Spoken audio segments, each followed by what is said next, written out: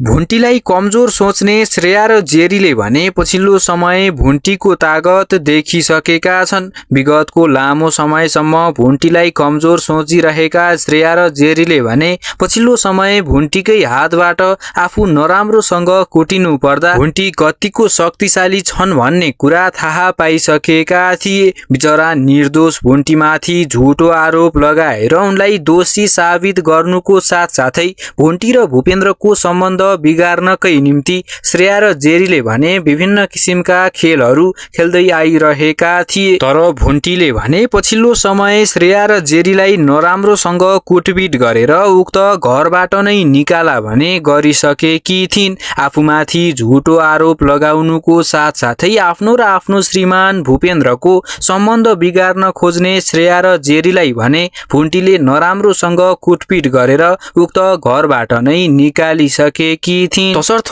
पछिल्लो समय भुन्टी र भूपेन्द्रको सम्बन्ध बिगार्नकै निम्ति भूपेन्द्रकी प्रेमिका जेरीले भने विभिन्न किसिमका खेलहरू खेल्न सुरु गरिसकेकी थिइन्। भुन्टी र भूपेन्द्रको सम्बन्ध बिगारेर भूपेन्द्रलाई आफ्नो बनाउनकै निम्ति जेरीले भने एउटा नयाँ चाल सुरु गरिसकेकी थिइन्। तर उक्त कुरा थाहा पाइसकेपछि भुन्टीले भने जेरीलाई उनले गरेको गल्तीको सजाय पछिल्लो समय दिलाइसकेकी थिइन्। बिचरा निर्दोष भुन्टीमाथि झुटो आरोप लगाउन खोज्ने र भुन्टी र भूपेन्द्रको सम्बन्ध बिगार्न खोज्ने श्रेया र जेरीले भने उनीहरूले गरेको गल्तीको सजाय पछिल्लो समय भुन्टीकै हातबाट पाइसकेका थिए। भुन्टीले नै पछिल्लो समय श्रेया र जेरीलाई भने उक्त घरबाट निकालेर उक्त गल्तीको सजाय दिलाइसकेकी थिइन्। आफ्नो जीवनमा विभिन्न किसिमका समस्याहरू निम्त्याउन खोज्ने श्रेया र जेरीलाई उक्त घरबाट निकालिसकेपछि